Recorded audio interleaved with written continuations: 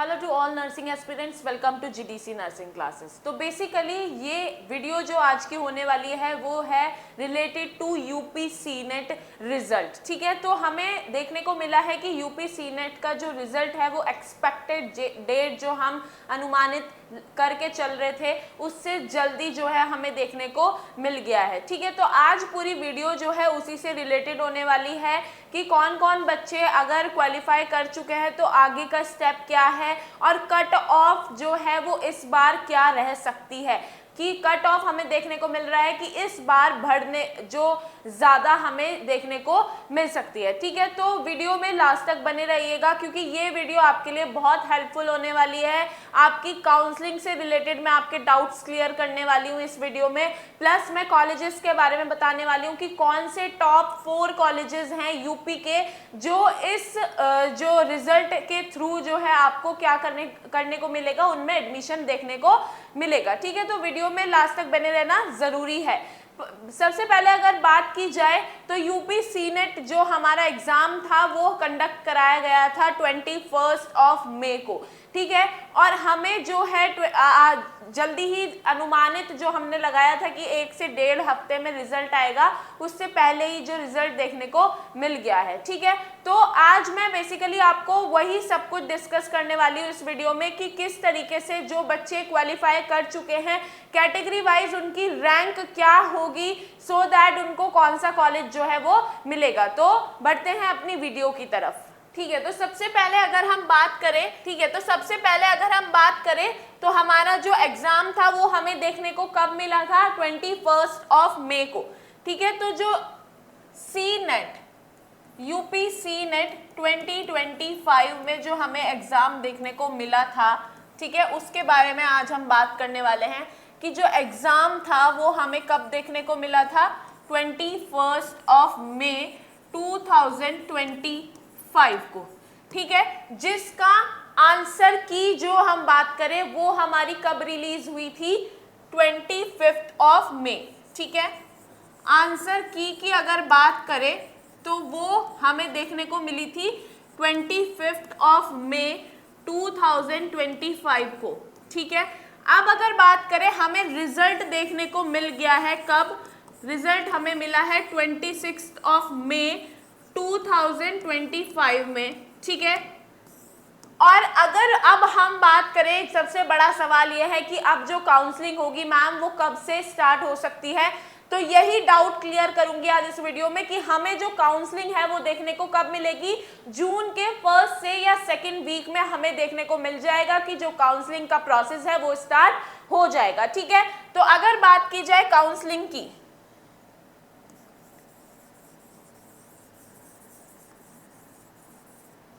तो वो हमें देखने को मिलेगा जून के 1st या फिर 2nd वीक के अंदर। ठीक है, तो हम अगर बात करें कि अब काउंसलिंग में कौन कौन बच्चे पार्टिसिपेट कर सकते हैं, तो ये बड़ा सवाल है कि हमें कितने से कितना स्कोर हुआ है या कौन से बच्चों का नाम मेरिट लिस्ट में आया, रिजल्ट में आया है। जिन बच्चों का क्वालिफाइंग लिखा हुआ आया है वो सारे के सारे बच्चे क्या कर सकते हैं, काउंसलिंग में पार्टिसिपेट कर सकते हैं। ठीक है, तो अब बात करते हैं काउंसलिंग की।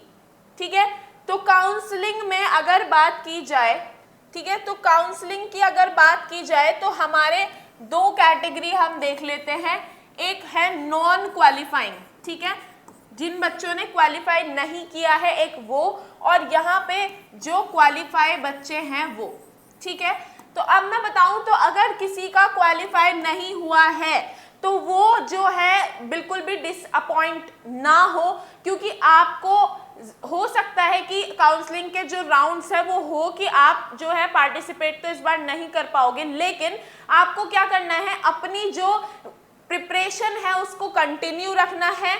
या फिर अगर आपको लगता है कि अगर इस एग्जाम में हमारा नहीं हुआ है और आपने सेकंड ऑप्शन को सोचा हुआ था कि अगर ये एग्जाम नहीं होगा तो हम ये कर सकते हैं, तो आप उसकी तरफ जा सकते हैं। बट आप यहाँ पे सवाल होता है कि आपको बिल्कुल भी डिसअपॉइंटमेंट फील करने की जरूरत नहीं है, क्योंकि आपके पास नेक्स्ट ईयर भी मौका है। लेकिन अगर आप क्या सोचते हो कि हमारे पास हमें इसी साल करना था और इसी साल हम ड्रॉप आउट नहीं कर सकते हैं कोई ईयर, तो आप जो है कोई अदर ऑप्शन की तरफ भी जा सकते हैं। ठीक है, तो अब बात करते हैं क्वालिफाइंग। जिन्होंने क्वालिफाई किया है तो वो है 50+ स्कोर जिन बच्चों ने किया है वो सभी क्वालिफाई है। ठीक है, उनके रिजल्ट में क्या लिखा है, क्वालिफाइड। ठीक है, तो ये सारे बच्चे क्या कर सकते हैं, पार्टिसिपेट कर सकते हैं, पार्टिसिपेट इन। ठीक है, ये सारे बच्चे काउंसलिंग में पार्टिसिपेट कर सकते हैं। अब अगर मैं बात बताऊं कैटेगरी वाइज की, कैटेगरी वाइज क्या रैंक अगर आपकी होगी तो आपको अच्छे कॉलेजेस जो है वो मिल जाएंगे। ठीक है, अब हम बात करते हैं कैटेगरी वाइज कट ऑफ की।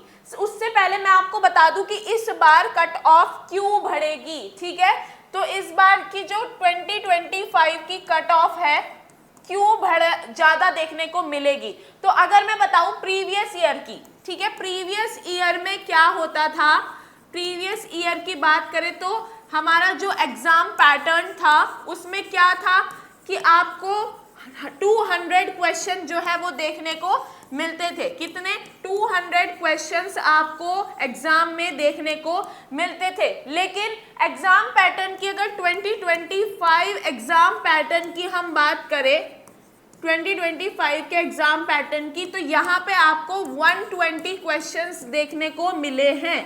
ठीक है, प्लस अगर बात करें यहाँ प्रीवियस ईयर यानी कि 2024 में आपका जो एग्जाम का लेवल था वो था इजी लेवल। ठीक है, इजी लेवल के क्वेश्चन जो है देखने को मिलते थे, लेकिन यहाँ पे आपको मीडियम से सीवियर की तरफ आपका क्या हुआ है, मीडियम टू सीवियर की तरफ आपका एग्जाम का पैटर्न जो है वो देखने को मिला है। ठीक है, तो इसके कारण आपका क्या हुआ है, जो आपका कट ऑफ है वो ज्यादा जाने के चांसेस हैं। ठीक है, तो अब बात करेंगे कि क्या हमारी कैटेगरी वाइज कट ऑफ रह सकती है इस बार, रैंक वाइज हम बात करेंगे। ठीक है, तो अगर बात करें हम जनरल वाले बच्चों की, यानी कि जो यूआर कैटेगरी के हैं, ठीक है, कैटेगरी वाइज। ठीक है, तो अगर बात करें यूआर की तो इनके लिए ओपन राउंड होगा। ठीक है, इनका एज सच इनके पास कोई रिजर्वेशन नहीं है, तो इनका क्या होगा, ओपन राउंड होगा। इनको कोई भी जो है किसी भी एक नंबर का भी जो है बेनिफिट नहीं होने वाला है, क्योंकि इन लोगों के पास क्या होता है, रिजर्वेशन नहीं होता है। अगर बात करें ओबीसी, एससी, एसटी, ईडब्ल्यूएस वाले बच्चों को, तो यहाँ पे आपका जो रैंक वाइज राउंड होगा, ठीक है, रैंक वाइज जो है राउंड देखने को मिलेगा काउंसलिंग में।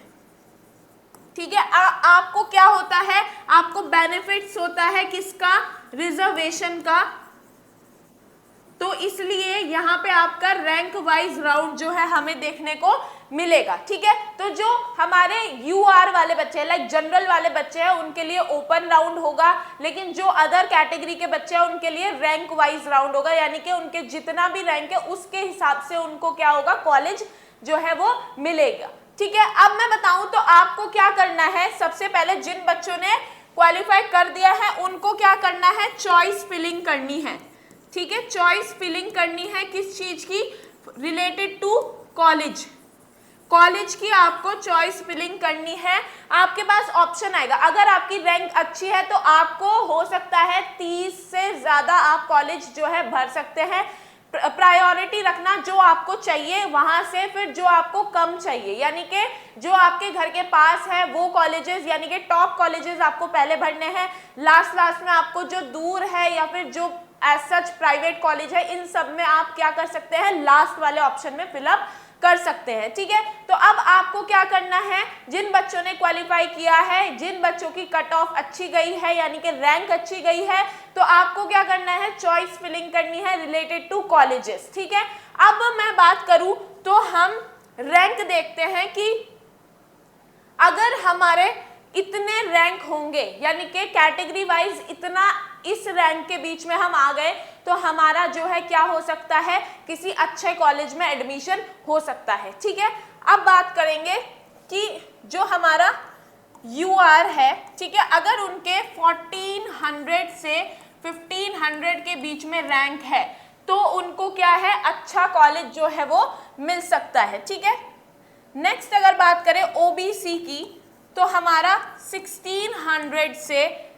1800 के बीच में। ठीक है, नेक्स्ट अगर बात करें हम SC की तो हमारा 4000 से 4500 तक। ठीक है, ST की अगर बात करें तो हमारा 8000 से 10000 के बीच में अगर उनकी रैंक है तो हमें क्या है, अच्छा कॉलेज जो है मिल सकता है। EWS की अगर बात करें तो आपका 2800 से 3000 के बीच में अगर रैंक है तो आप क्या है, एक अच्छे कॉलेज में क्या कर सकते हो, एडमिशन ले सकते हो।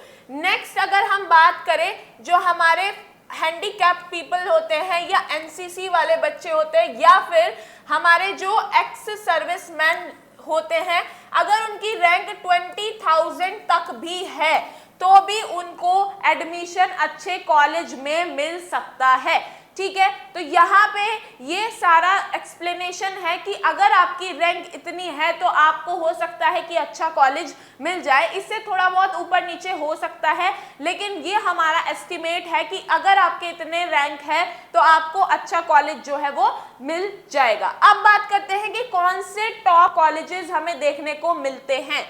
ठीक है, टॉप कॉलेजेस की अगर बात करें, ठीक है, टॉप कॉलेजेस में अगर हम बात करते हैं तो वो हमें सबसे पहले अगर यूपी में हम बात करते हैं तो हमारा KGMU, SGPGI, RML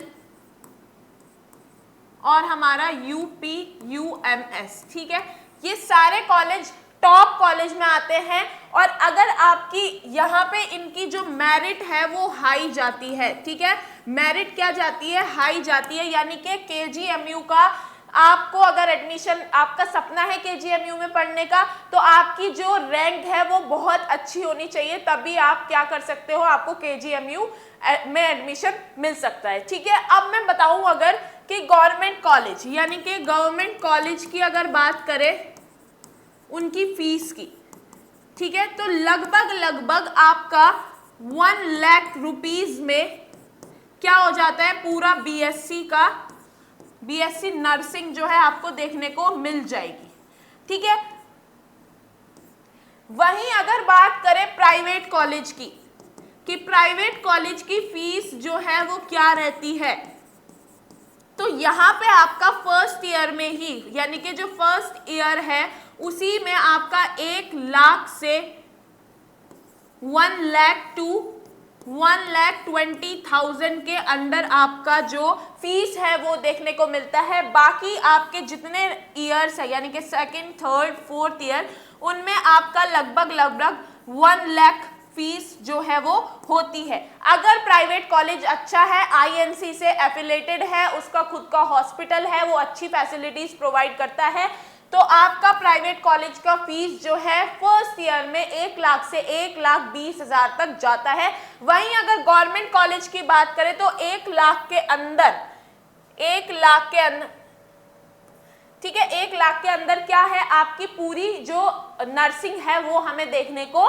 मिल जाती है। ठीक है, अब बात करते हैं कि हमारा जो अब बात करते हैं कि मैम अगर हमारा जो काउंसलिंग में हमारा नहीं आया है तो हम क्या करें। ठीक है, तो मैं आपको बोलना चाहूंगी कि आपको अपनी प्रिपरेशन बिल्कुल नहीं रोकनी है, क्योंकि आप 2-4 कुछ चीजें कमी रही होगी उससे पीछे रहे हैं, तो अपनी जो पढ़ाई है उसको कंटिन्यू रखो। ठीक है, प्लस मैं अगर बताऊं कि आपको लगता है कि आप जनरल कैटेगरी के हैं और आपकी रैंक थोड़ी मतलब इस तरीके से है कि आपको डर लग रहा है कि आपका एडमिशन होगा गवर्नमेंट कॉलेज में या नहीं, तो मैं आपको बताऊं तो कुछ बच्चे ऐसे होते हैं जो नीट की प्रिपरेशन कर रहे होते हैं या उनका उस किसी और चीज में सिलेक्शन हो जाता है, तो 500-600 बच्चे जो है लगभग वैसे ही कम हो जाते हैं यहाँ से, क्योंकि वो किसी और ऑप्शन में चले जाते हैं। ठीक है, तो इसलिए घबराने की कोई बात नहीं है, क्योंकि आपका अगर क्वालिफाई हो गया है तो आपको कोई ना कोई या तो गवर्नमेंट कॉलेज या तो प्राइवेट कॉलेज मिल ही जाएगा, ठीक है।